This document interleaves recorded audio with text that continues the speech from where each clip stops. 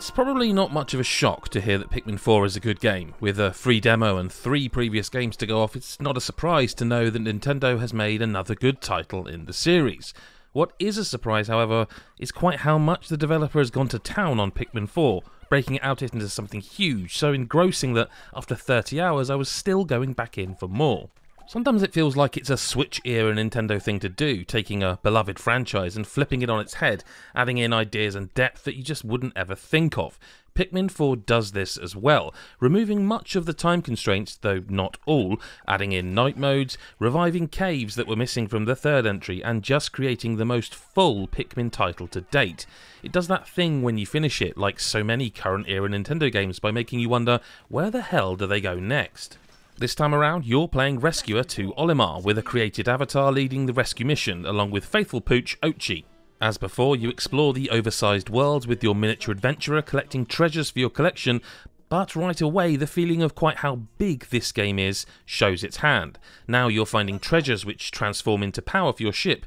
You need to power it up to boost the radar to find levels deeper into the world to explore and eventually get enough juice to escape with everyone you save. There are resources that can be gathered and spent in an item shop, upgrading yourself and Ochi, or buying items.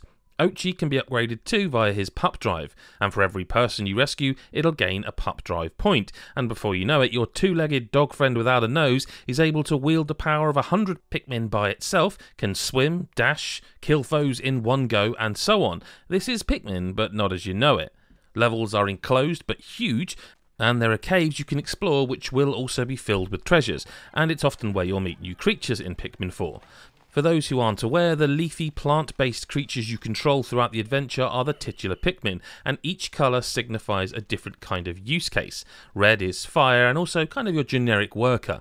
Yellow handles electricity, blueies can swim and venture underwater. Every type has its use. New to Pikmin 4 is the ice type, they're light blue, and they're superb. Able to freeze enemies in place, in 30 hours I never got tired of bombarding a giant enemy with masses of light blue icy friends, then charging into them with Ochi and utterly decimating them with the rest of my army. The levels are also really clever and designed in a way that you might set off to do one thing only to be distracted by something else you've spotted and spend your entire in-game day doing that instead.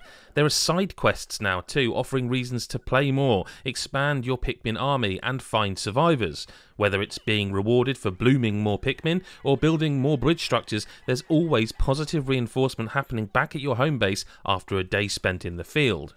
And it could have stopped there and still been a really good Pikmin game, but no, this time around you can adventure out during the night. And while I won't spoil the reason behind why you do this, I will say the night missions are anything but a gentle sojourn. The creatures are rabid at night, with glowing red eyes, and all of a sudden it becomes a tower defense game. You control the green glowmen here, and have to gather enough of them to defend against growing armies wanting to topple your bases and fail your mission for you. The music ramps up and screeches orchestrally at you. It's an actual stress fest and a nightmare, but it's also brilliant and offers a break from the regular Pikmin moments you might be used to.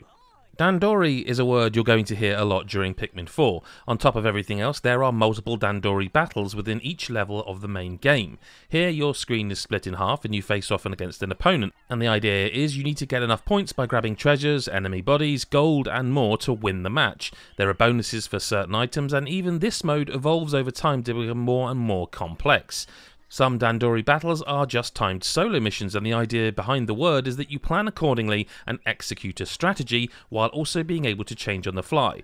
And let me tell you, getting the platinum medal on one of those missions is as satisfying a thing as I've done in a game all year. It requires you to entirely clear a stage of all treasures, enemies and items, and it's great. The deeper you venture into Pikmin 4, the more it reveals itself. Early stages offer simple battles and puzzles to solve within your strategy, but by the end you need to understand why and how things work, especially if you want to unlock and see everything. There is just so much game here, it's difficult not to be impressed by what's on offer.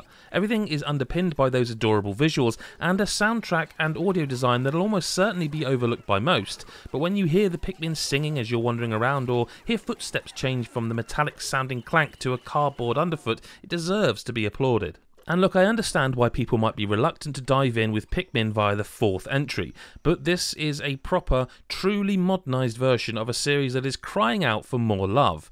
The storytelling, gameplay and wealth of things to do makes it a great jumping in point for newcomers, while fans will adore the Easter eggs and new things to do. You don't need to know how many times Olimar has been brilliant, because this is a new adventure. This is your adventure. Pikmin 4 has magic within it and is a truly accessible, brilliant experience for all ages. I've always liked this series, but this is something pretty special, which is why I'm giving it a 9.5 out of 10.